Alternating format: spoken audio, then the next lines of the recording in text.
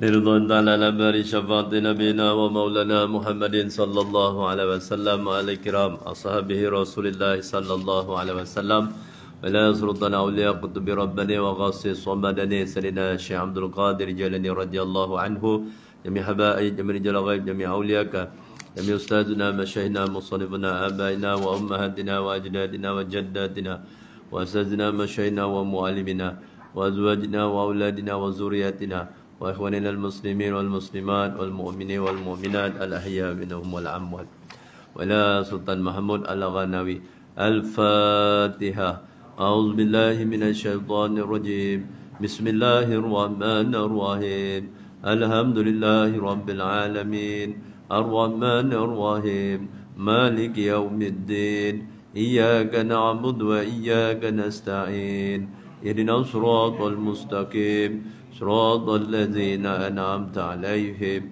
غير المغضوب عليهم ولا الضالين آمين إن الله وملائكته يصلون على النبي يا أيها الذين آمنوا صلوا عليه وسلموا تسليما اللهم صل وسلم على سيدنا محمد وعلى آل سيدنا محمد بعدد رحمة الله اللهم صل وسلم على سيدنا محمد وعلى آل سيدنا محمد بعدد فضل الله اللهم صل وسلم على سيدنا محمد وعلى آل سيدنا محمد بعدد خلق الله اللهم صل وسلم على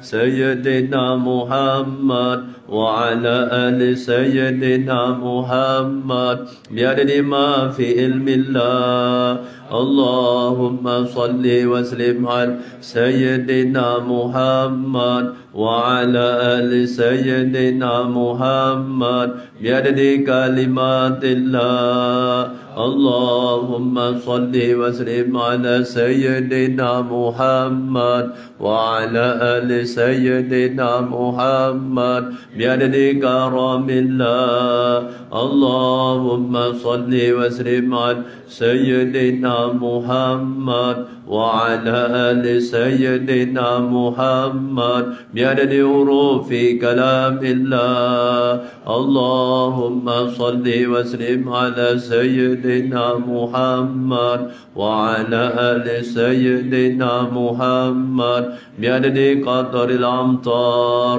اللهم صل وسلم على محمد وعلى آل سيدنا محمد بعدد ورق الأشجار اللهم صل وسلم على سيدنا محمد وعلى آل سيدنا محمد بعدد رمل الكفار اللهم صل وسلم على سيدنا محمد وعلى آل سيدنا محمد بعدد الحبوب والثمار اللهم صل وسلم على سيدنا محمد وعلى آل سيدنا محمد بعدد ما أظلم عليه وأشرق عليه النهار اللهم صل وسلم على سيدنا محمد وعلى آل سيدنا محمد بعدد من صلى عليه اللهم صل وسلم على سيدنا محمد وعلى آل سيدنا محمد بعدد من لم يصل عليه اللهم صل وسلم على سيدنا محمد وعلى آل سيدنا محمد بعدد أنفاس الخلائق اللهم صل وسلم على سيدنا محمد وعلى آل سيدنا محمد محمد بعدد نجوم السماوات اللهم صل وسلم على سيدنا محمد وعلى آل سيدنا محمد بعدد كل شيء في الدنيا والآخرة وصلوات الله تعالى وملائكته وأنبيائه ورسله وجميع خلق على سيد المرسلين وإمام المتقين وقائد غر المهجلين وشفيع المذنبين سيدنا محمد وعلى آله وأصحابه وأزواجه وذرياته وآل البيت أئمة الماضين والمشايخ المتقدمين والشهداء والصالحين وآل طاعتك أجمعين من آل السماوات وآل الأرضين برحمتك يا أرحم الراحمين يا أكرم الأكرمين والحمد لله رب العالمين رب اشرح لي صدري ويسر لي أمري واحلل عقدة من لساني يفقهوا قولي ولا حول ولا قوة إلا بالله العلي العظيم أما بعد عن أبي هريرة رضي الله عنه قال يا رسول الله أي صدقة أفضل قال جهد المكل جهد المكل وبدأ بمن تعول. Baik. Sayyidina Abu Hurairah radhiyallahu anhu telah bertanya kepada junjungan mulia baginda Nabi kita Muhammad sallallahu alaihi wasallam, wahai Rasulullah, apakah bentuk sedekah yang paling afdal? Apakah bentuk sedekah yang paling afdal? Baginda menjawab, kan, juhdul mukil. Ya, sedekah yang paling afdal itu Rasulullah cakap iaitu juhdul mukil. Mukil. Ya. Apa tu juhdul mukil? Iaitu usaha sedaya mungkin daripada orang-orang yang tidak mempunyai apa-apa. Ya. Usaha sedaya mungkin daripada orang yang tidak mempunyai apa-apa. Orang tak punya apa-apa ni orang fakir, orang miskin. Dia tak punya apa-apa, dia usaha untuk dapatkan sesuatu, kemudian dia sedekahkan. Ya, baik. Dan mulakanlah sedekah ni dengan orang-orang yang berada di bawah jagaan kamu. Ya, mulakanlah kata Rasulullah dengan orang-orang yang berada di bawah jagaan kamu. Baik. Jadi sedekah daripada seorang yang dia sendiri berhajat. Dia orang fakir atau dia orang miskin. Ya, fakir miskin tu lain-lain tau. Orang fakir ni dia memang lebih miskin daripada orang miskin. Orang miskin dia lebih kaya daripada orang fakir. Tapi dua-dua tu asnaf. Apa itu orang miskin? Dia kata orang miskin ni dia memerlukan pembelanjaan satu hari contohnya RM10. Dia memerlukan pembelanjaan RM10. Dia kerja, dia usaha, kan. Dia dapat RM6, RM7, RM8, RM9. Tak dapat RM10. Tapi lebih daripada separuh lah. Dia dapat RM6, RM7, RM8, RM9. Kadang-kadang kan. Ya, kadang-kadang RM6, kadang-kadang RM7 macam tu je. Jadi orang ni dipanggil miskin. Tak cukup lagi. Manakala orang fakir, dikatakan fakir itu, dia perlukan pembelanjaan satu hari RM10. Dia kerja, dia usahakan. Dia hanya dapat RM1, atau dia dapat RM2, atau dia dapat RM3, atau dia dapat RM4 macam tu. RM5 ke bawah. Jadi kan, tak separuh pun tak sampai. Itu dipakaikan orang fakir. Ya, orang fakir. Jadi sedekah daripada seorang yang dia sendiri berhajat. Dia fakir dan dia memerlukan, lalu dia berusaha dan dia meletakkan dirinya dalam kesusahan untuk mendapatkan sesuatu. Lalu dia bersedekah dengan apa-apa yang dia telah dapatkan. Dia adalah sedekah yang paling afdal lah. Dia adalah sedekah yang paling afdal. Ini di kalangan para sahabat biasa macam tu. Ya, para sahabat radhiyallahu anhu, mereka biasa kan, yang susah-susah ni, apabila dan satu riwayat mengatakan para sahabat berkata bahawa sebahagian daripada kami tidak memiliki walaupun 1 dirham. Ya, RM1 pun tak adalah, kan. Bila Rasulullah anjurkan supaya bersedekah, maka mereka akan pergi ke pasar, pergi ke bandar. Buat apa? Meminta daripada orang ramai, minta upah. Ada kerja tak? Nak kerja sikit. Dan carilah, pergilah angkat barang satu, tolong-tolong. Nanti dapat upah. Bila dapat upah, kan, contohnya dapat upah secupak gandum, kan. Lalu gandum tu dia sedekah pula. Dia kerja tu kerana apa? Kerana nak dapat sedikit harta, nak sedekah. Masya-Allah. Ini sahabat radhiyallahu anhu. Mereka memerlukan tetapi mereka memberi. Ya, kita kalau kita perlukan, kita tak nak beri orang, kan. Ya, sahabat ni tak. Dia memang kasih kepada orang tu lebih daripada kasih pada diri dia sendiri, ya. Luar biasa mereka ni, sahabat-sahabat radhiyallahu anhum. Ya, jadi kan, kata seorang Imam Bashir rahimahullah taala mengatakan bahawa ada 3 amalan adalah paling berat.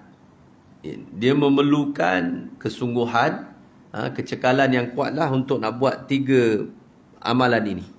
Apa 3 amalan ini? Yang pertama, bermurah hati dalam keadaan miskin. Susah dalam keadaan miskin, dalam keadaan kita memerlukan, tapi kita bermurah hati, ya, memberi, kan. Ada orang datang minta ke apa, bagi, kan. Biasa kan kita kalau tak ada, kan, kita tak cukup, kita tak nak bagi. Satu berat amalan ni, kata ulama, iaitu bermurah hati dalam keadaan miskin. Ya, bermurah hati dalam keadaan miskin. Satu. Yang kedua, apa lagi yang berat dalam agama kita ni? Bertakwa semasa bersendirian. Bertakwa semasa bersendirian. Semasa ramai-ramai ni boleh kita bertakwa, Kak. Bolehlah kita, dengan jubah kita, dengan serban kita, dengan tasbih kita, dengan kopiah kita tu depan orang, kan, boleh berlakon lah. Dengan tudung telekung Siti Khatijah kita, kan, bolehlah berlakon depan orang, kan. Tapi bila bersendirian, kita seorang-seorang, macam mana, kan? Apa yang kita lihat, apa yang kita tengok, apa yang kita fikirkan, kan. Handphone tu buka apa, tengok apa, macam tu, ya. Jadi susah bertakwa bila seorang-seorang ni, kan. Dia nak betul-betul, nak sungguh, ya. Barang dia yakin betul yang Allah ni melihat. Walaupun aku seorang, tapi Allah melihat aku. Allah mengetahui, macam tu, kan. Tapi kita tak, kita lupa, kan. Kita tak buat maksiat, tak buat dosa ni depan orang kerana malu kepada orang, malu kepada kawan-kawan kita, malu kepada anak beranak kita, tu, ya. Bila kita bersendirian, macam-macam, ya. Depan orang kita cakap, wih, teruk benar budak perempuan ni, tak reti-reti pakai tudung. Ada. Bila kita seorang, itu yang kita suka tengok. Kalau kita tengok handphone, tengok apa, tengok cari perempuan yang macam tu lah. Yang mana tak pakai tudung, nak tengok betih dia macam mana. Dan naik betih, tengok peha dia macam mana, kan. Oi, kalau depan orang, haram, kan. Itu kan dia antara ciri-ciri munafik, ya. Ciri-ciri munafik. Jaga. Baik. Jadi susah bertakwa semasa bersendirian, susah. Perlukan sungguh. Moga Allah tolong kita lah, Allah bantu kita. Kita ni biar bertakwa sendiri, bertakwa beramai-ramai, bertakwa, kan. Kita kadang-kadang, yalah, dah macam umur macam kita ni, sembahyang sunat qabliyah ba'diyah ni bila kat surau je, kat masjid. Bila kat rumah tak. Kat rumah tak sembahyang qabliyah ba'diyah. Wih, kalau kat masjid, kat surau je main-main. Macam-macam sembahyang ni buat sembahyang sunat, ya. Kalau sembahyang kat rumah, tak ada wirid, tak ada baca subhanallah 33 kali, alhamdulillah 33 kali, Allah tak baca. Assalamualaikum, assalamualaikum, al-fatihah. Terus alhamdulillahirabbil alamin wassalatu wassalamu ala asrafil anbiya'i wal mursalin. Allahumma barik lana fi ma razaqtana wa qina azabannar. Amin. Dah. Terus makan, kan. Tak ada nak wirid-wirid banyak. Tapi kalau kat masjid, kat surau, wih, panjang wirid dia, wih. Baca Al-Mulk lagi tu. dah lapor dah tu. Baca Al-Mulk. Kan? Kan? Macam tu lah kita. Kan? Jaga-jaga. Ya. Amalan kita ni dinilai oleh Allah Subhanahu Wa Taala yang ikhlas. Yang Allah terima. Dan Allah cukup tak suka ada orang mensyirikkan dia. Menyekutukan dia. Buat ibadat kerana orang itu kan mensyirikkan Allah. Syirik khafi. Ya. Buat ibadat kerana nak tunjuk pada orang, bukan nak tunjuk pada Allah. Baik. Yang pertama, amalan yang berat ni bermurah hati dalam keadaan fakir, miskin. Yang kedua, bertakwa semasa bersendirian. Yang ketiga, apa berat ni? Menyatakan sesuatu yang hak di hadapan seseorang yang ditakuti. Ya, menyatakan sesuatu yang hak di hadapan seseorang yang ditakuti. Atau nak mengatakan yang hak kepada seseorang yang kita ada meletakkan suatu harapan kepadanya. Kita nak anak dia, nak tackle anak dia kan. Jadi kita nak cakap macam mana dengan Pak Haji seorang ni? Ya. Kan. Berani tak kita mengatakan perkara yang hak? Kalau berani, okey. Kalau tak berani, susahkan. Dia bos kita, ya, dia YB kita, dia adun kita, dia menteri kita, dia sultan kita, dia agung kita. Dia buat salah apa semua, berani tak cakap nak? Ya. Beratlah. Menyatakan sesuatu yang hak di hadapan seorang yang ditakuti. Ya, atau seseorang yang kita ada meletakkan suatu harapan kepadanya. Yang ni dia cakap kita ada menaruh suatu harapan daripada orang itu dan ada kemungkinan, ya, dengan memberitahu perkara yang hak kepadanya akan menyebabkan harapan kita tu tidak akan disempurnakan lah. Kan? Tak dapat, patut boleh jadi calon pilihan raya 2015 kan? Tapi kurang ajar depan dia, reject. Kan? Jadi calon pun tak boleh, kan? Nak jadi duta pun tak boleh. Kan? Semua tak boleh. Kan? Atau dia akan melakukan sesuatu yang memudaratkan kita lah. Kalau kita cakap yang hak kepada orang yang ada kuasa apa semua ni, mungkin kita ditangkap, dia apa tadi. Berat. Tapi orang yang benar, dia tak takut. Dia cakap je lah. Kan? Kenapa? Kerana mereka ni takut hanya kepada Allah Ta'ala. Takut. Sayyidina Ali ada yang meriwayatkan, satu ketika tu kata Sayyidina Ali, ada 3 orang datang menghadap junjungan mulia baginda Nabi Muhammad sallallahu alaihi wasallam. Ya. Yang seorang ni berkata, "Ya Rasulullah, saya mempunyai 100 dinar." Dinar ni duit emas. Kalau dirham, perak. Sehari 2 hari ni emas jatuh ni, harga emas 9 bulan tak pernah tak jatuh, dah jatuh dah ni. Hari ni 261 999 kan.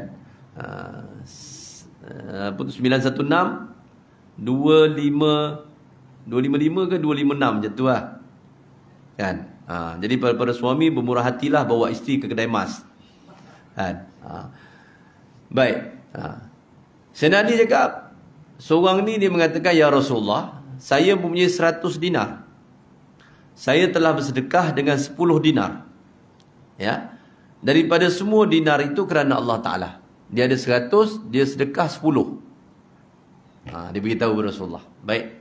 Manakala yang kedua pula mengatakan, "Ya Rasulullah, saya mempunyai 10 dinar. Dan saya telah sedekahkan 1 dinar." Dia ada 10 ringgit. Yang kita buat 10 senang ringgit kan. 10 ringgit, dia sedekah 1 ringgit. Yang tadi ada 100, sedekah 10 ringgit. Okey, baik. Manakala yang seorang lagi pula cakap, "Ya Rasulullah, saya ada 1 ringgit. Dan 1 dinar kan. Saya sedekah 10 sen." Kan. Pahala yang mana besar? Seorang sedekah betul 10, seorang sedekah RM1, seorang sedekah 10 sen. Pahala yang mana besar? Yang 10 sen. Pula dia 10 sen besar. Kau ni kan. Lalu baginda Nabi SAW mengatakan, ketiga-tiga kamu ni ganjaran dia sama di sisi Allah Ta'ala. Kenapa? Masing-masing mengeluarkan 1/10 daripada hartanya saja. Yang 100 tadi keluarkan 10 daripada hartanya, maknanya dikeluarkan 1/10 daripada harta dia. Kan? Yang RM10 dia keluarkan RM1.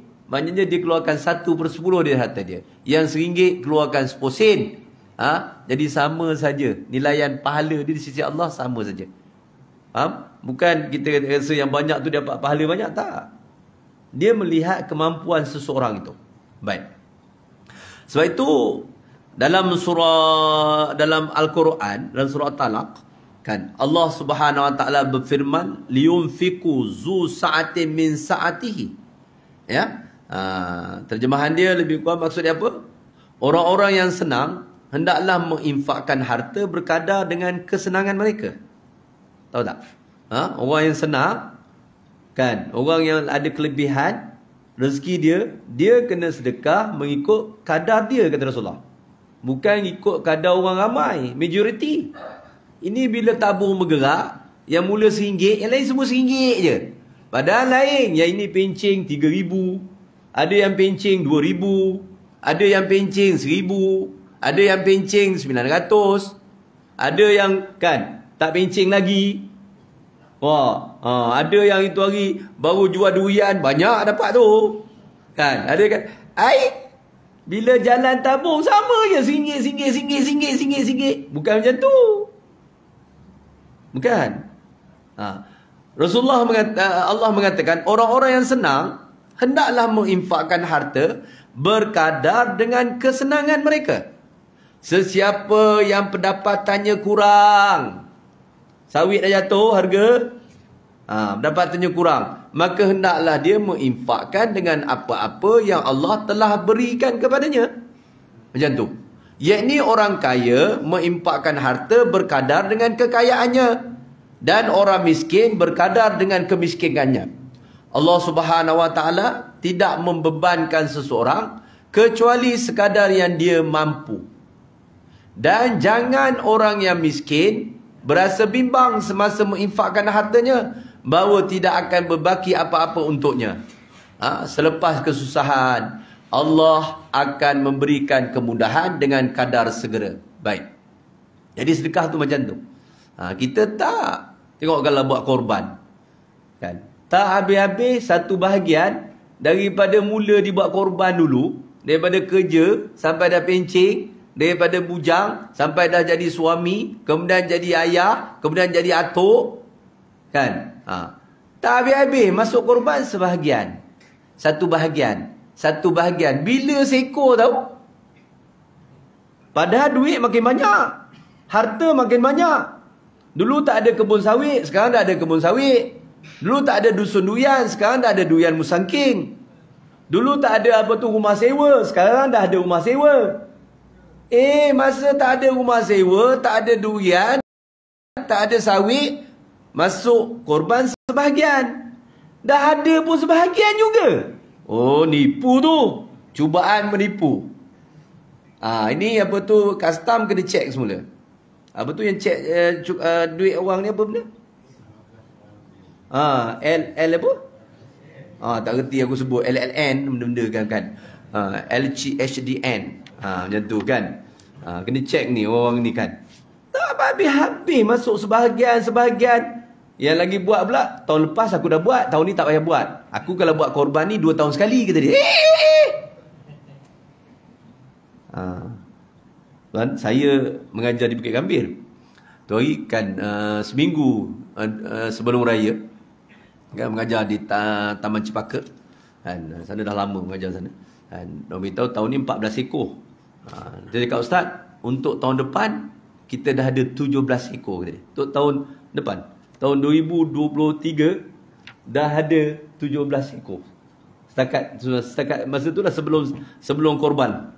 Untuk tahun depan dah ada 17 ekor. Subhanallah.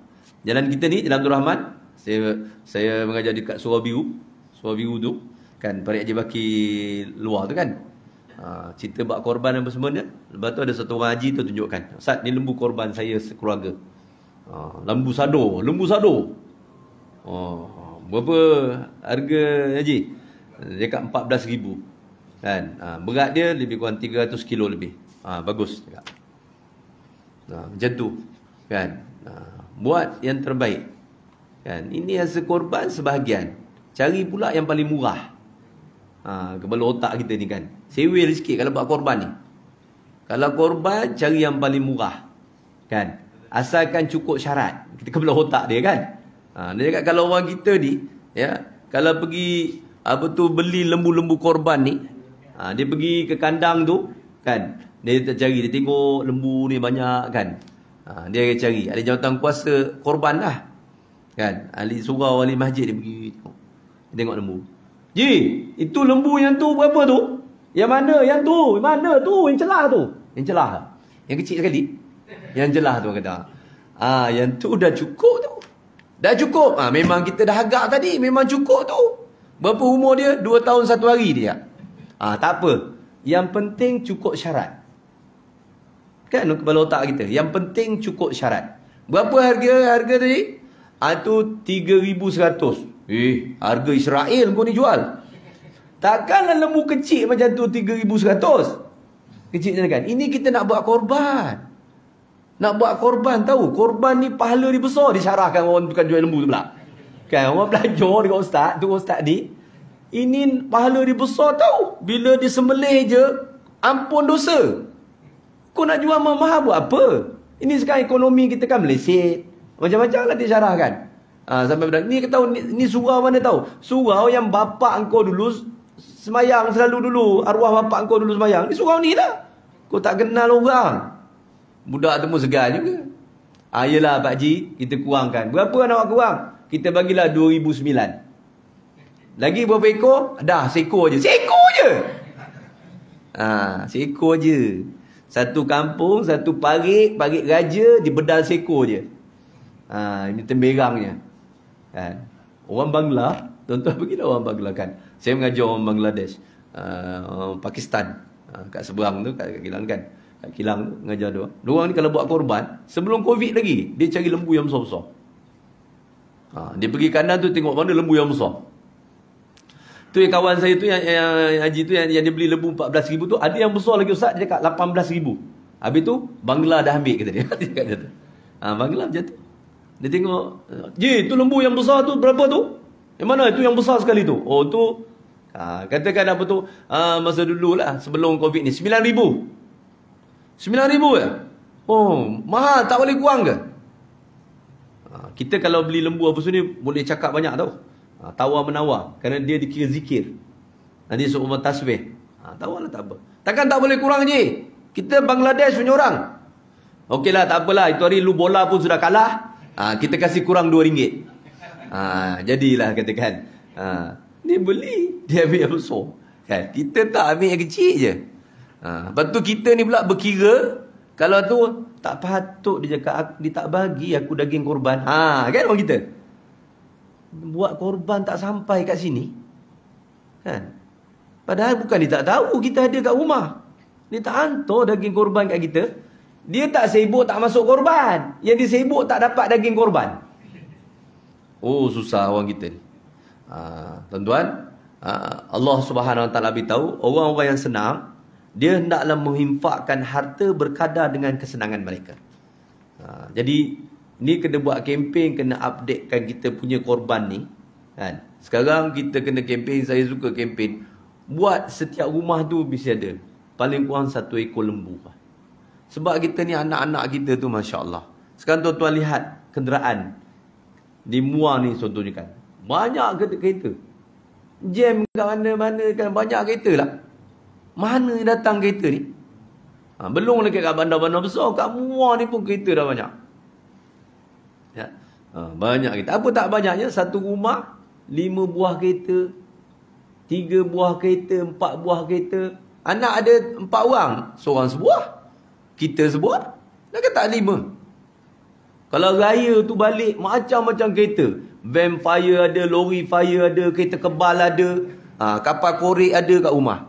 Tiba-tiba tak buat korban. Aib lah. Tahu, aib sangat. Kita ni. Orang kita sekarang ni, anak-anak kita ni sibuk buat family day. Kau tahu family day? Cakap Jawa.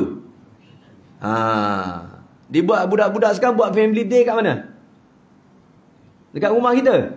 Tak ada. Mana dia nak? Sana dekat Langkawi. Buat family day dekat apa tu, Port Dickson. Buat family day kat Linggi. Buat family day kat Masjid Tanah. Sewa homestay, sewa hotel. Kumpul adik-beradik dia 7 orang. Pergi kumpul 2 malam, 3 hari 2 malam. Betul tak? Itu berapa ringgit tu? Dapat 100.5. Ribuan ringgit. 3-4 ribu, 5-6 ribu ringgit. Kalau ke Langkawi, kalau ke Kelantan, kalau ke Kedakan, kalau ke Sabak berenang apa semua tu, tepi pantai apa semua, kan, 5-6 ribu ringgit. Kalau 7 keluarga, 8 keluarga, sanggup ya. Tapi buat korban tak sanggup. Buat korban tak sanggup. Macam-macam dalihnya. Lembu mahal lah, ya. Lebih pun keadaan ekonomi tak stabil lah. Bukan ekonomi tak stabil, kata dia kan. Yang dia stabil. Saya tu hari sebelum raya, kita rayakan hari Ahad. Hari Sabtu tu pergi kedai accessories kereta. Ada tempah tu, kapet dia pergi kan. Penuh. Kedai accessories kereta ni penuh. Orang kita ni. Yang tu nak tambah kapet, yang ni nak tambah dia punya bumper, yang tu nak apa. Itu bukan wajib. Aksesori kereta ni bukan wajib. Kalau bengkel kereta lain. Itu buang duit tu nak raya punya pasal. Korban tak nak buat. Ni masalah orang kita. Ya, jadi kena bagi kesedaran sikit pada anak-anak tuan-tuan. Korban ni dia menyelamatkan kita di dunia dan di akhirat. Korban ni dia menyelamatkan daripada kematian yang buruk. Korban ni antara kelebihan dia, selamat daripada kematian buruk. Sekarang ni kita tengok orang mati takut. Hari ni semalam mati kena belasah dengan isteri. Kat Johor. Isteri belasah dia mati. Kes polis ni kan. Sebelum tu kan yang suami bunuh bini tu, bunuh anak tu. Sebelum daripada tu yang dekat Negeri Sembilan dekat Melaka, yang bunuh mak ni, cincang mak tu. Mak dia dikerat berapa tu? Maknya dikeratnya. Sebelum daripada tu kan, ayahnya macam, orang sekarang orang gila pelik lah. Dulu orang gila pun ramai juga lah. Tak adalah kita dengar orang gila bunuh mak, bunuh ayah, bunuh bini. Paling kuat pun kalau bunuh kucing, orang gila dulu. Bunuh katak kan. Patutlah. Ini yang gila sekarang ni bunuh tu pandai pula dia bunuh tu leher. Patutnya orang gila ni tak waras kan, kalau bunuh tu jari ke dipotong kan. Sebab gila potong jari orang. Patutlah ini potong leher orang. Macam bukan gila lah. Tahu pula nak bunuh tu kat leher. Patutnya orang gila ni dia tengok orang tu potong dia punya kereta dia. Mati kau potong kereta. Oh gila betul. Minta selamat kita, minta jauh daripada Allah Ta'ala. Ya, kita takut macam-macam. Ini fitnah akhir zaman. Antaranya buat korban. Buat korban juga dia menyelamatkan kita untuk dia memudahkan rezeki kita. Sebenarnya orang buat korban ni rezeki dia akan dipermudahkan oleh Allah Ta'ala. Sebab apa orang buat korban ni rezeki dia dipermudahkan oleh Allah Ta'ala? Sebab Allah Subhanahu Wa Ta'ala janji dalam Al-Quran. Tuan-tuan lihat dalam surah Al-Baqarah ayat 268. Apa dia? A'udzubillahi minasyaitonirrajim. Asyaitanu ya'idukumul faqra wa ya'murukum bil fahsya. Syaitan itu menjanjikan. Syaitan itu menakut-nakutkan kamu dengan kemiskinan dan kepapaan. Jika kamu bersedekah, jika kamu menderma, jika kamu buat korban. Macam tu. Tak payah buat korban lah. Nanti kalau buat korban, kan, bajet tak cukup, lari bajet. Setan. Dia hasut kita.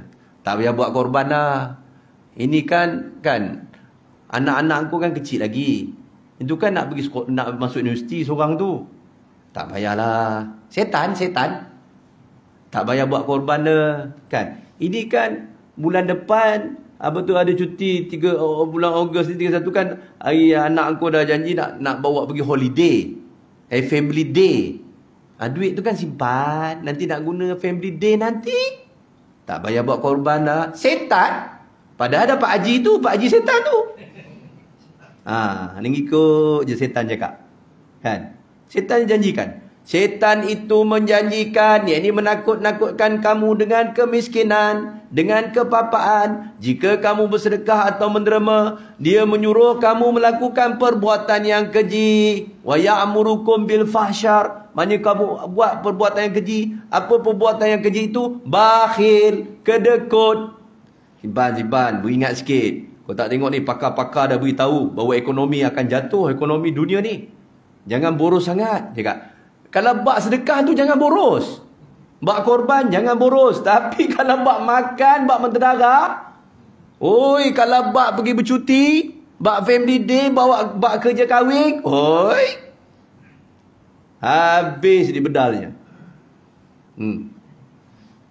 Kalau bak sedekah, bak korban, jimat-jimat sikit. Jangan boros sangat. Kan? Kalau nak masuk juga, masuk cari yang paling murah sekali kat India. RM230 je sebahagian.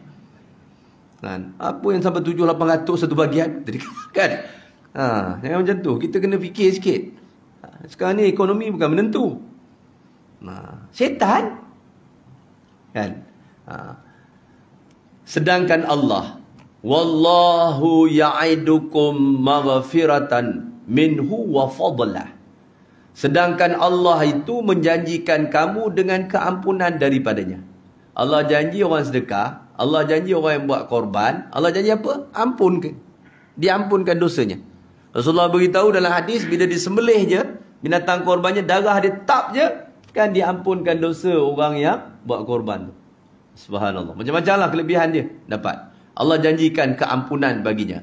Dan apa lagi janji Allah? Serta kelebihan kurniaannya. Allah nak bagi ganti. Allah nak bagi lebih lagi.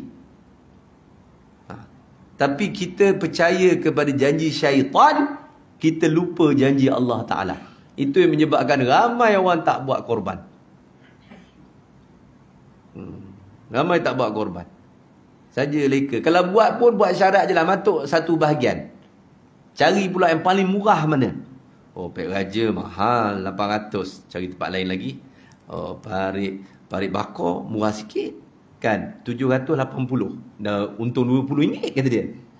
Cari lagi dekat. Oh, Parit Kurma lagi murah, 750. Dah RM50 untung. Cari lagi. Oh, Parit Perupuk lagi murah lah. Kan 700 kata dia kan. Oh, dah jimat 100. Oh, macam tu lah kerja dia. Dah dapat paling murah sekali dekat Bangladesh, dekat Sri Lanka. Yang anjurkan raja apa tu? Bukan. Raja paksa. Raja paksa tu yang anjurkan. Dah lari dah raja paksa? Kan? Presiden paksa. Nak murah je kerja. Jangan macam tu, ya. Allah Subhanahu Wa Taala mengatakan orang-orang yang senang hendaklah menginfakkan hartanya berkadar dengan kesenangan mereka. Sesiapa yang mendapatkan kurang, maka hendaklah dia menginfakkan daripada apa-apa yang Allah telah berikan kepadanya. Ya. Jangan kita lebih tapi kita sedekah kurang, jangan. Ya, jangan. Baik. Satu ketika Sayyidina Ali radhiyallahu anhu didatangi oleh peminta sedekah. Orang minta sedekah kepada dia. Meminta-minta ni tak bagus ya. Dalam agama kita meminta-minta ni tak bagus. Nanti kat akhirat esok muka hitam. Tapi memberi adalah sifat yang terpuji bagi orang meminta. Kemudian jaga, kalau orang datang meminta ke Rasulullah, jangan dihampakan, beri ya. Kerana kita tak tahu yang datang itu, yang meminta tu kadang-kadang bukan manusia. Macam tu. Tuan-tuan lihat daripada 1 Zulhijjah itu sampai sekarang 15, ada tak orang meminta? Cuba perhati, ingat kan? Ada tak orang datang meminta-minta? Tak ada mungkin. Kan? Kadang-kadang ada. Kita perhatikan orang meminta-minta ni kan jarang. Jadi kalau orang minta kita bagi lah. Jarang. Kita tengok kadang-kadang 2-3 bulan kita jumpa sekali. Orang datang minta kan. Haji, tolong Ji, minta ni kan. Bagi je. Jangan banyak soal jawab pula. Mentang-mentang kita bekas polis pencing, macam-macam kita tanya. Awak ni duduk mana? Kan? Apa pasal awak tak kerja? Sudah kahwin ke belum? Macam-macam tanya. Bagi RM1. Kalau bagi 100 boleh tahan NTBU ni macam tu macam lama. RM1 tak bayarlah, bagi je lah. Ini skema ni, skema pun RM1 gua bagi. Benda kan. Jangan dipelekehkan ya. Orang minta ni bahaya tau. Bukan selalu orang meminta-minta. Bila orang meminta, kita bagi. Kalau kita tak ada, bila orang meminta, jangan diherdik ni tak. Tolak dia dengan lemah lembut. Minta maaf, saya minta maaf ya. Saya minta maaf betul. Saya memang tak ada betul ni. Minta maaf. InsyaAllah kalau ada nanti, kalau jumpa saya bagi. Ini tak ada. Memang betul-betul tak ada. Minta maaf lah Pak. Macam tu. Tak boleh kita tolak dia dengan kekasaran. Kita hina dia tak boleh. Faham tak? Dia ada adab dia. Nanti salah kita. Okay, baik.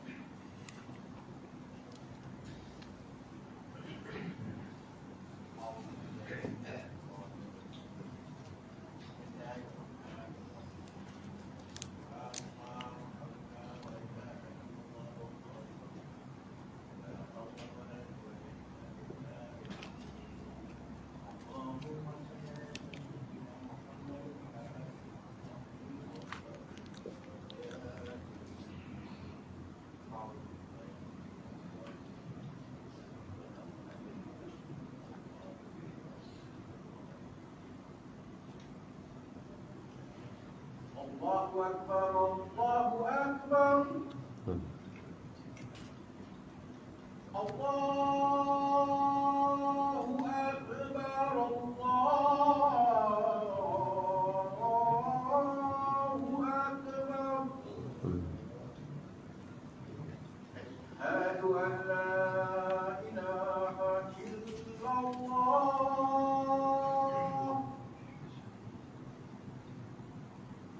أشهد أن لا إله إلا الله.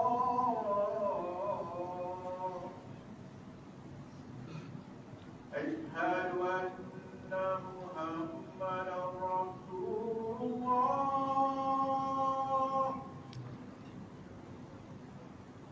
أشهد أن محمدا رسول الله. حي على الصلاة.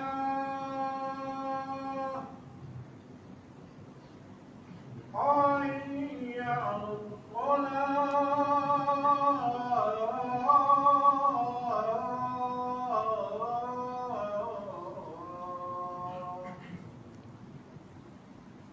حي على الفلاح. لا حول حي على الفلاح.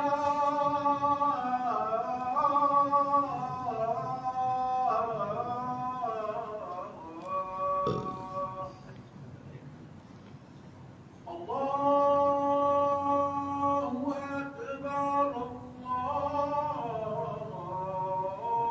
أكبر، الله أكبر. الله.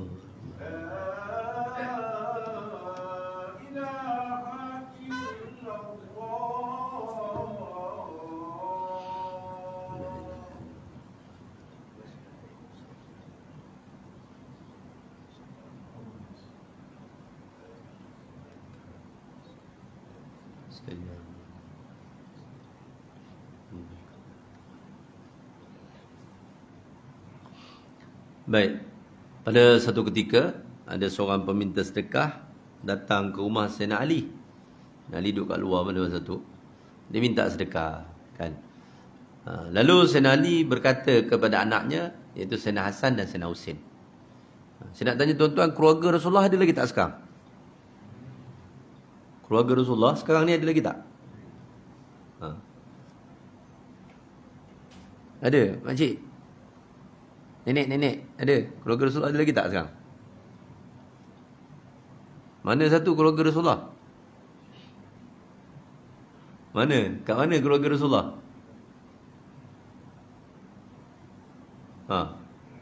Duduk kat mana? Dekat Mekah? Pergi kerja? Keluarga Rasulullah ni ada. Sampai kiamat nanti. Kan? Ini suatu nasab keturunan yang dijaga oleh Allah, dipelihara sampai kiamat. Ya, daripada zaman Nabi Adam sampai sekarang sampai tu. Ini kehebatan mukjizat Rasulullah sallallahu alaihi wasallam. Ya. Kalau tempat kita ni, keluarga Rasulullah ni dipanggil Said. Said yang perempuan dipanggil Syarifah. Ya. Orang sekarang ni budak dipanggil Habib. Kalau di Singapura, di Indonesia, di Yaman dia orang panggil Habib. Ada tempat panggil Said, kita panggil Said kan. Kita dulu terkenal di Muar Habib Abdullah dengan Habib Idrus. Dekat mana Habib Abdullah, Habib Idrus tu? Kat Jalan Daud tu. Kan? Itu Habib. Jadi nak tanya, okey, itulah keturunan Rasulullah. Macam mana kita nak tahu keturunan Rasulullah tu daripada Sayyidina Hasan atau daripada Sayyidina Husin? Ni dua je keturunan Rasulullah ni, tak Sayyidina Hasan daripada Sayyidina Husin. Macam mana pula nak kenal? Tak tahu. Kan? Baik. Lihat belakang ni tu. Belakangnya kalau ada Al-Habsyi. Contohnya Habib Abdullah Al-Habsyi. Habib Idrus. Contohnya Al-Qaf. Kan? Habib Ali. Contohnya Al-Junaid. Kan? Apa tu? Habib Ahmad Al-Atas. Ada belakang tu. Kalau ada macam tu, Al-Atas, Al-Junaid, Al-Qaf, Al-Idrus, Al-Habsyi dan sebagainya, itu daripada Sayyidina Husin. Sayyidina Husin ni adik. Sayyidina Hasan tu abang. Kalau daripada Sayyidina Hasan, dia terus. Contohnya, Said Ali bin Said Husin Al-Hasani. Belakang dia Al-Hasani. Said Jaafar bin Said bin Said Alwi Al-Hasani. Kita tahulah itu daripada Sayyidina Hasan. Okey, baik.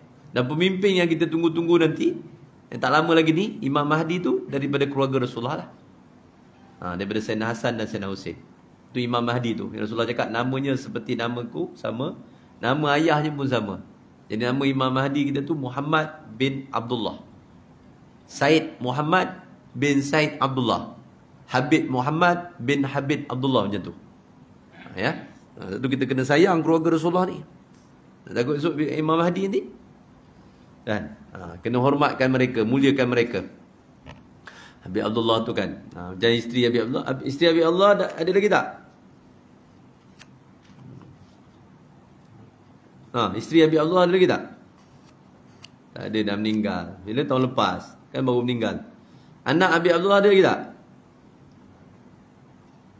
Oh, teruk kau ni tak ambil berat. Kena ambil berat. Kat Jalan Daud tu ada. Kan? Cucu dia tu Habib Nagib Isa tu. Tu cucu dia. Dia Allah. Dia ngajar kat sini tak? Kat masjid anda tu ada ngajar. Kan? Tu cucu Habib Abdullah tu. Seorang tu. Okey, baik. Jadi Sayyidina Ali ni panggil anak dia Sayyidina Hasan dan Sayyidina Husin. Diorang ni selang setahun je. Sayyidina Hasan tu tua setahun daripada adik dia Sayyidina Husin. Baik. Katakan kepada ibumu, kata Sayyidina Ali, berikan 1 dirham daripada 6 dirham yang ayah simpankan di sininya. Maksudnya ayah ada bagi ibu tu hari 6 dirham, suruh simpan. Minta pada ibu 1 dirham, ayah nak bagi kepada peminta sedekah ni. Baik. Sayyidina Hasan dan Sayyidina Husin pun pergi jumpa ibu dia. Ibu, ayah nak minta 1 dirham. Ada orang nak minta sedekah tu. Ibunya mengatakan, cakap, beritahu ke ayah bahawa duit yang 6 dirham tu untuk guna nak beli gandum tu. Jadi kita beli beras lah untuk makanan kita kan. Takut ayah terlupa. Cakap ke ayah macam tu. Tu untuk nak beli beras, nak beli gandum lah. Anak dia berlari, cakap, ayah, kan, ibu cakap macam tu, kan. Marah Sayyidina Ali ni. Siti Fatimah ni bukan gedekut macam kita, bukan. Kita jangan cakap Siti Fatimah ni gedekut, gila dunia, tak. Dia sangat pemurah. Kan. Apa Sayyidina Ali mengatakan? Seseorang itu dia tidak akan sempurna imannya selagi dia tidak menaruh harapan terhadap apa-apa yang ada di sisi Allah, lebih daripada apa-apa yang memang ada dalam miliknya. Sekarang kamu pergi dekat ibu kamu, beritahu kepada ibu, ayah minta semua sekali 6 dirham tu bagi. Ali kan tegas juga orang kan. Minta 6 sekali. Ya. Tadi orang minta 1 tak nak bagi, minta 6 sekali. Kita maklum ya, Siti Fatimah adalah seorang yang pemurah, ya, anak Rasulullah, ya, seorang yang sangat pemurah kan. Jadi dia tak bagi tu bukan kerana dia kedekut, tak, nak ingatkan suami dia. Lalu dia bagi 6 dirham ni, suami dia minta. Bila dia bagi, Sayyidina Ali ni dapat 6 dirham ni, dia bagi sedekah semua sekali. 6 dirham tu dibagi kepada peminta sedekah. Ini yang dikatakan Rasulullah cakap sedekah yang paling afdal tadi. Yang dikatakan juhdul mukil tu. Maknanya orang yang susah, tak ada apa punya, dia bagi orang. Semua. Ini antaranya lah. Kan, baik. Jadi, belum pun sempat Sayyidina Ali dibangun. Daripada tempat dia duduk tu, orang selepas pengemis ni dapat, dia cabut lah. Wah, kaya aku hari ni, kata dia kan. Ni memang Duyan Musangki betul ni, kata dia. Untung dia kan. Dia untung. Ya. Baik. Dia duduk, Sayyidina Ali duduk tu kan. Belum dia bangun lagi, tiba-tiba lalu satu orang bawa satu ekor unta. Unta padang pasir. Mau jual, siapa mau beli? Macam tu lah lebih kurang kan. Oi, kata Sayyidina Ali, ada orang jual unta pula lah. Dia tanya, oi, Mat, berapa harga? Ini unta saya mau jual, harga dia 140 dirham. 140 dirham? Banyak murah. Macam tu lah lebih kurang kan. Unta tu kan murah, kata dia. Saya nak beli boleh? Boleh tuan, memang kita nak jual. Tapi aku nak beli hutang lah. Kata Sayyidina Ali, boleh tak beli hutang? Boleh. Siapa tak kenal tuan? Tuan menantu Rasulullah, tuan boleh, tak kisah. Buat MOU kan. Perjanjian. Okey, belilah. Saya beli ini unta dengan harga 140 dirham hutang. Okey, unta bertukar tangan. Ya? Tukar tangan. Tuan unta itu dia dah bagi kepada Sayyidina Ali, dia pun balik lah. Balik. Tak lama kemudian, inilah takdir Allah. Kita mesti ingat, semua yang berlaku, semua dia di bawah perancangan Allah Ta'ala. Dia tak ada yang berlaku secara kebetulan. Okey? Semua yang berlaku. COVID, vaksin, booster, kan? Kematian itu, apa semua. Ini semua perancangan Allah. Bukan perancangan Yahudi. Bukan perancangan Amerika. Bukan. Hebat benar lah Yahudi tu ya. Boleh rancang dunia ni, jaga macam tu. Hebat benar Amerika tu. Ada lah. Allah. Perancangan Allah. Faham tak? Yang menyembuhkan kita bukan vaksin, bukan booster. Yang menyembuhkan kita Allah. Yang menyelamatkan kita Allah. Yang menyihatkan kita bukan SOP. Bukan. Yang menyihatkan kita Allah macam tu. Okey, baik. Tak lama kemudian, lalu pula satu orang. Dia lalu orang kaya ya kan? Lalu tengok, dia tengok depan rumah Sayyidina Ali ada unta. Dia tanya, tuan, Sayyidina Ali, ini unta tuan punya? Ya. Tuan mau buat apa? Saya mau jual, kata Sayyidina Ali. Mau jual ini unta? Ya. Berapa harga? 200 dirham. 200 dirham? Banyak murah, kata dia kan. Orang kaya, kan? Banyak murah. Kan? Orang kaya. Kan? Saya mau beli boleh? Boleh, kata Sayyidina Ali. Okey, saya beli. Saya bayar cash. Dia pun beli itu unta dengan harga 200 dirham. Bayar kepada Sayyidina Ali. Sayyidina Ali dapat. Masya Allah. Ini rezeki daripada Allah. Ya. Bila dia dapat 200 dirham, unta tadi dibeli berapa? 140. Dia pun ambil 140, dia pergi bayar kepada tuan unta tu. Selesai.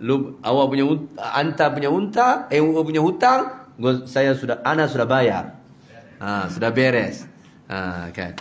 Ada pada dia 60 dirham. Lebih 60 dirham.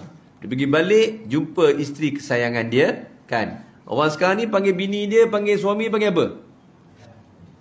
Bukan yang, itu kita. Budak-budak sekarang ni panggil B. Agaknya singkatan daripada babi ke apa benda tahu tu? BB kan? Singkatan daripada apa tu? Babi. Abi. Ya, entahlah aku tak tahu. Tapi kalau perempuan B kan.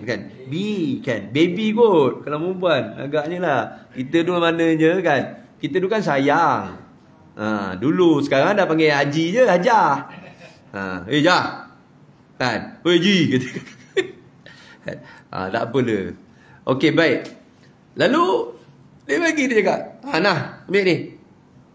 Siti Fatimah, kau ambil ni. 60 dirham. Banyak je bang duit ni, daripada mana dapat ni? Allah, daripada Allah. Kan Allah janji satu kebajikan yang kita buat akan dibalas dengan 10. Dan kita bagi sedekah tadi 6 dirham. Allah balas dengan 60. Macam tu. Satu dibalas 10. Jadi itu janji Allah Subhanahu Wa Taala kepada orang yang bersedekah, orang infak. Allah akan ampunkan dosa dia dan Allah akan gandakan. Jadi kita jangan terpengaruh dengan janji syaitan. Syaitan dijanjikan orang yang bersedekah, orang buat korban ni, kemiskinan, kesusahan, tak cukup lah, apalah. Kau simpan kau punya duit. Simpan. Akhirnya mati. Rugi pula, menyesal. Sebab tu bila mati, orang dah mati ni kebanyakan dia minta dengan Allah nak hidup semula. Buat apa nak hidup semula? Fa'asaddaqa. Aku nak bersedekah. Dia cakap. Wa aku minas solihin. Aku nak buat amal soleh. Waktu hidup tak. Waktu hidup duit tu disimpan. Tabung haji simpan, bank Islam simpan, kat main banking simpan, ASB simpan. Mati. Mati. Ada kawan saya kerja kat hospital, dia cakap banyak sekarang ni yang mati mengejut. Dekat 40 bangsa yang mati, orang mati mengejut. Mati mengejut. Siap-siap mati. Masya-Allah. Kan? Moga-moga Allah baik. Mati mengejut ni bagi orang mukmin bagus tak? Kalau mati mengejut. Bagus tak? Siap-siap mati. Mati mengejut kalau bagi orang mukmin yang soleh bagus. Kan? Tapi kalau orang yang fasik kan, mati mengejut ni tak bagus. Balak bagi dia, musibah. Kenapa? Tak sempat taubat. Dengar leka hahu, suka sangat lepas ambil booster. Kan? Alamak, aku dah dapat booster. Bom, kena langgar kereta. Mati. Kan? Tu bahayalah. Bahaya bagi orang yang fasik, bagi orang apa, mati mengejut bahaya. Bagi orang soleh tak kisah. Dia mati bila-bila pun tak kisah. Malaikat pun heran tau orang soleh ni. Bila malaikat maut dia ceritakan nak datang kepada orang soleh ni, dia perkenalkan diri. Saya malaikat maut. Malaikat maut. Ahlan wa sahlan, welcome kata dia. Malaikat maut kau pening. Dia tanya nak buat apa ni? Nak cabut nyawa, masya-Allah. Tuan ada apa-apa permintaan? Tak ada. Nak cabut bila? Sekarang kata dia macam tu lah. Tapi kalau orang fasik, dia cakap ni malaikat maut. Jangan-jangan salah. Kan? Awak nak pergi jumpa siapa? Amran yang mana satu ni? Dekat sini banyak Amran. Dia dah takutkan kan. Macam-macam dalil dia. Amran ni, yang bini satu ke bini dua? Dia tanya macam-macam. Takut kan. Dia takut malaikat maut tersalah. Malaikat maut mana tersalah? Tak ada, dia tak tersalah pun je. Dia macam-macam dia. Boleh tak minta saya minta tangguh? Macam-macam. Kalau orang soleh tak? Bila saja. Cabutlah nyawanya. Jadi moga-moga Allah Subhanahu Wa Taala beri kepada kita taufik dan hidayah. Dengan kedatangan bulan Zulhijjah ni, peristiwa korban ni menambah lagi keimanan kita untuk berkorban semata-mata untuk Allah Subhanahu Wa Taala. Sanggup tak kita ni keluarkan harta benda kita untuk Allah Taala? Sanggup ke tidak? Tu je lah. Kan? Korban kita. Sanggup ke tidak? Kita betul tak kita cinta Allah, kita cinta Rasul ni lebih daripada kita cinta diri sendiri, lebih daripada kita cinta anak isteri kita, lebih daripada kita cinta harta benda kita. Itu saja. Kan? Ingat korban tu bukan sebenarnya tujuan utama dia nak bantu orang miskin, kan? Macam orang sekarang ni sibuk kan. Dia cakap korban kesian orang kat Kemboja tu makan daging setahun sekali. Jadi kita nak buat korban kat sana, nak bagi dia makan daging. Itu salah kau. Kau dah tahu dia makan daging setahun sekali, yang kau hantar setahun sekali buat apa? Hantarlah tiap-tiap bulan. Tak? Apa kau nak tunggu raya korban pun kau nak hantar? Kau cakap lah kau nak berniaga. Untung banyak juta untung tu. Dekat sana lembu seekor baru dapat 900. Mau dapat lagi? Kan? Ambil harga kan 2,000 lebih. 2,300. Kan? Banyak untung tu. Cakap nak berniaga senang. Kono nak bantu orang susah lah. Baik. Jadi moga-moga Allah SWT tolong kita, bantu kita semua ya. Al-Fatihah. A'udzubillahi minasyaitonirrajim. Bismillahirrahmanirrahim. Alhamdulillahi rabbil alamin. Ar-Rahmanir Rahim. Maliki yaumiddin. Iyyaka na'budu wa iyyaka nasta'in. Ihdinas siratal mustaqim. Siratal ladzina an'amta 'alaihim ghairil maghdubi 'alaihim waladdallin. Amin. Bismillahirrahmanirrahim. Alhamdulillahi rabbil alamin. Wassalatu wassalamu ala asrafil anbiya'i wal mursalin wa ala alihi wa sahbihi ajma'in. Allahumma inna nas'aluka ridhaka wal jannah wa na'udzubika min sakhatika wan nar. Allahumma innaka 'afun karimun tuhibbul 'afwa fa'fu 'anna wa an walidina wa an masyayikhina wa an jami'il muslimi wal muslimat wal mu'mini wal mu'minat bi rahmatika ya arhamar rahimin. Allahumma arham ummata sayyidina Muhammad. Allahumma aslih ummata sayyidina Muhammad. Allahumma farj ummati sayyidina Muhammad. Allahumma ansur ala ummati sayyidina Muhammad. Rabbana atina fid dunya hasanah wa fil akhirati hasanah wa qina azaban nar. Sallallahu ta'ala sayyidina maulana Muhammad wa ala alihi wa sahbihi wasallam. Alhamdulillahi rabbil alamin. Minta maaf pada semua. Wabillahi taufiq wa hidayah. Assalamualaikum warahmatullahi taala wabarakatuh.